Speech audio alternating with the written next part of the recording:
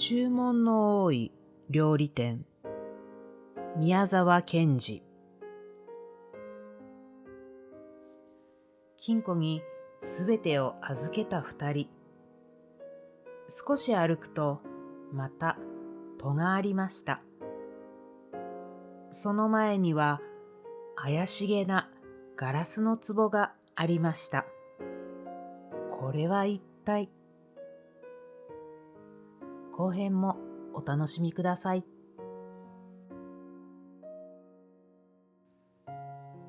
少し進むと、また戸がありました。その前にはガラスの壺が一つありました。戸にはこう書かれていました。壺の中のクリームを顔や手足にしっかり塗ってください。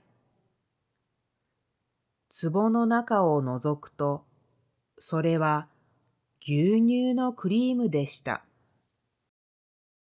クリームを塗るってどういうことだろう。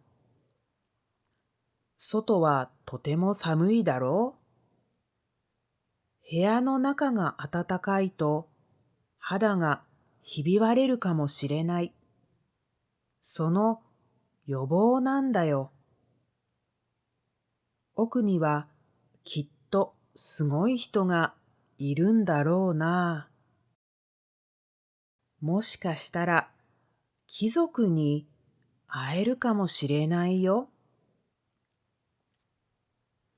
二人はクリームを顔に塗り、手に塗り、靴下を脱いで足にも塗りました。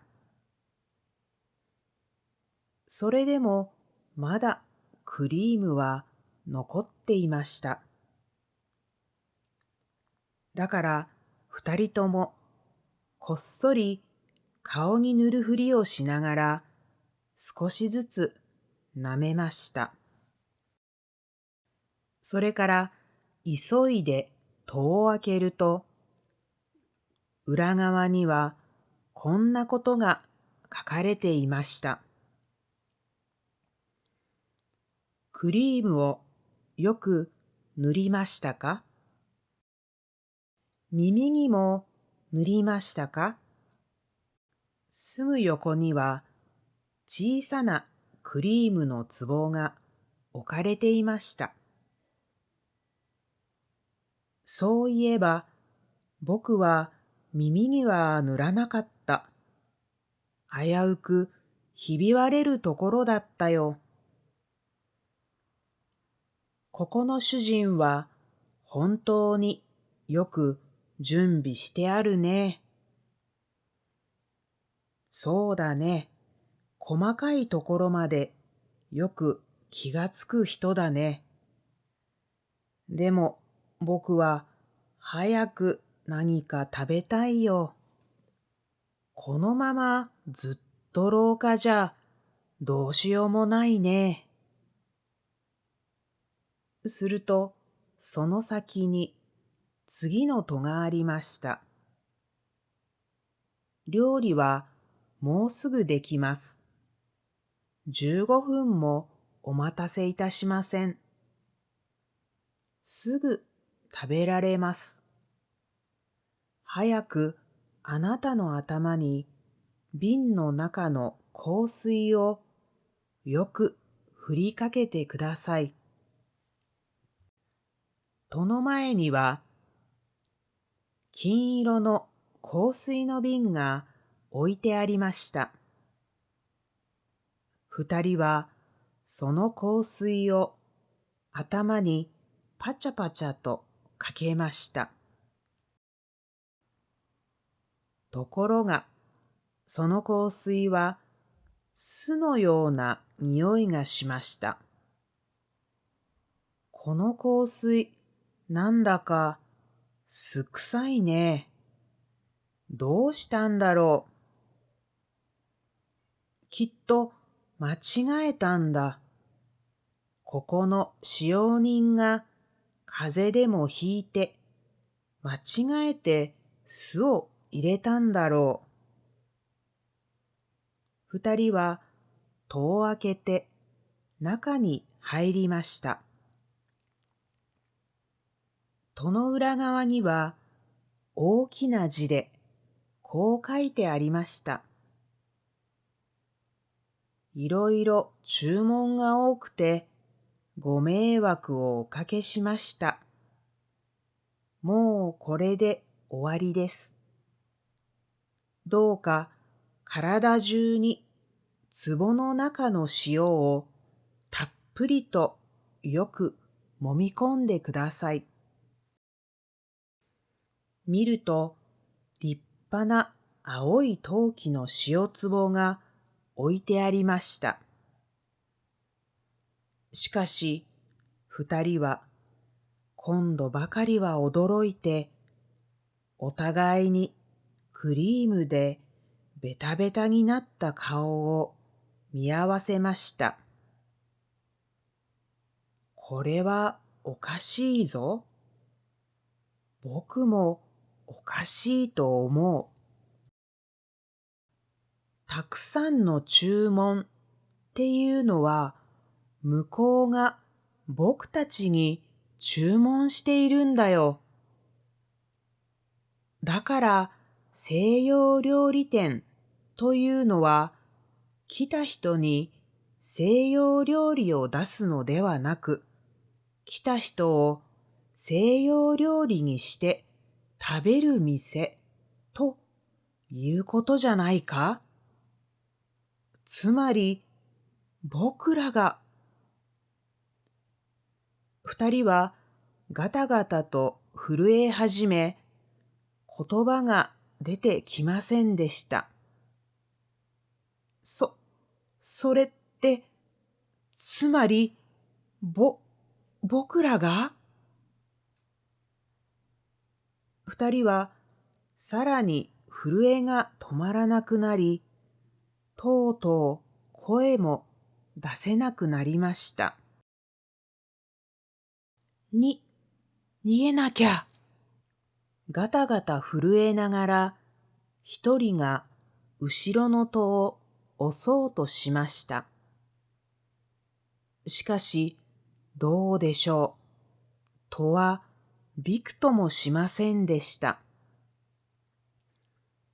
奥の方にはもう一枚戸がありました。そこには大きな鍵穴が二つあり、銀色のフォークとナイフの形が切り抜かれていました。いや、わざわざご苦労様です。とてもいい具合に仕上がりました。さあさあ、中へお入りください。と書かれていました。さらに、鍵穴からは青い目玉が二つ、こっちを覗いています。うわー！ガタガタガタガタ。うわー！ガタガタガタガタ。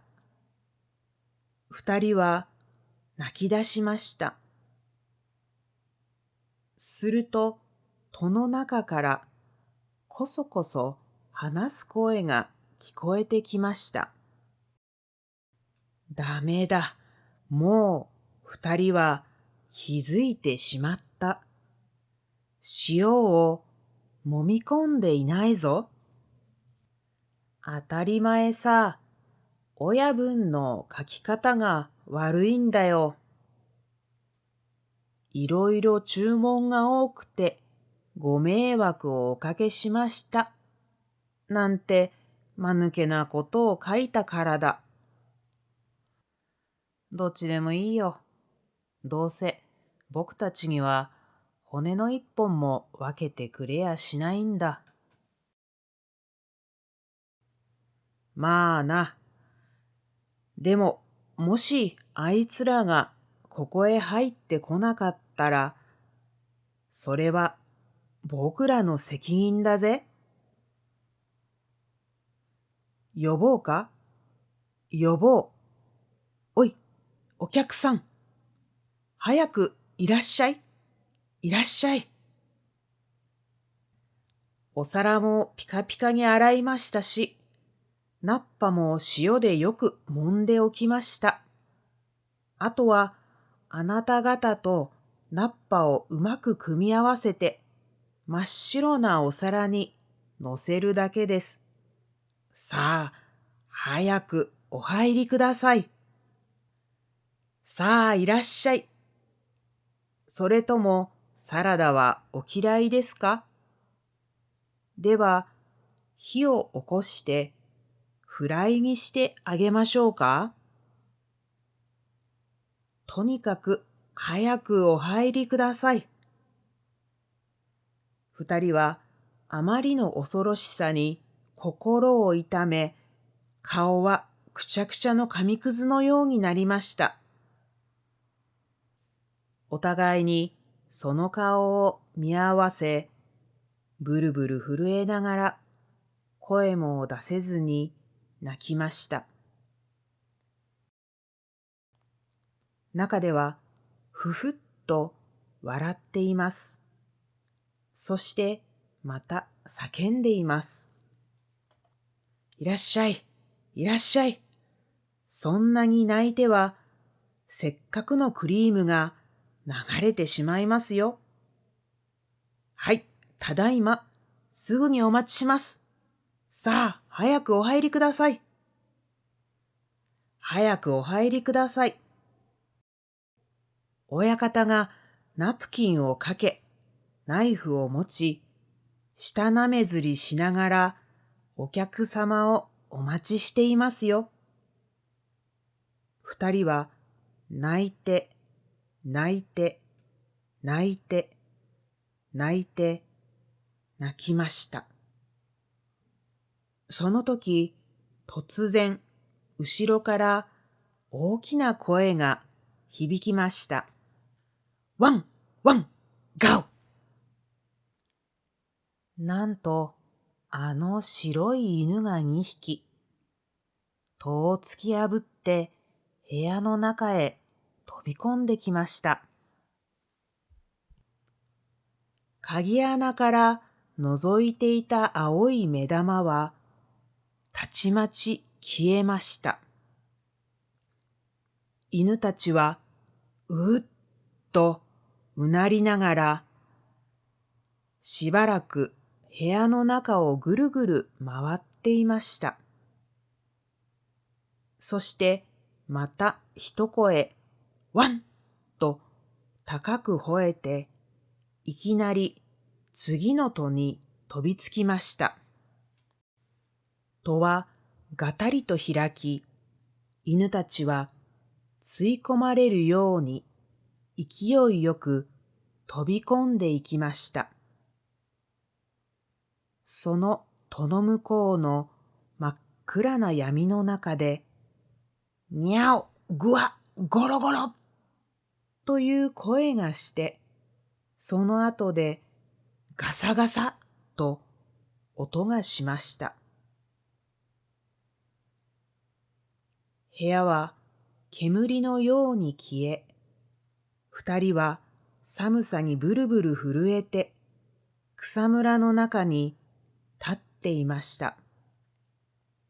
あたりを見回すと、上着や靴、財布、ネクタイピンなどがあちこちの枝にぶら下がったり、根元に散らばったりしていました。その時、風がどーっと吹いてきて、草はざわざわ、木の葉はカサカサ、木はゴトンゴトンとなりました。犬たちがうっとうなりながら戻ってきました。すると、後ろから、旦那、旦那、と誰かが叫ぶ声が聞こえました。二人は急に元気を取り戻し、おーい、ここだ。早く来てくれ。と叫びました。すると、ミノ帽子をかぶった漁師が草をざわざわかき分けながらやってきました。そこで二人はやっと安心しました。そして漁師が持ってきた団子を食べました。途中で10円で山鳥を買って東京へ帰りました。しかし、さっき一度くしゃくしゃの紙くずのようになった二人の顔だけは東京に帰ってお風呂に入ってももう元通りには戻りませんでした。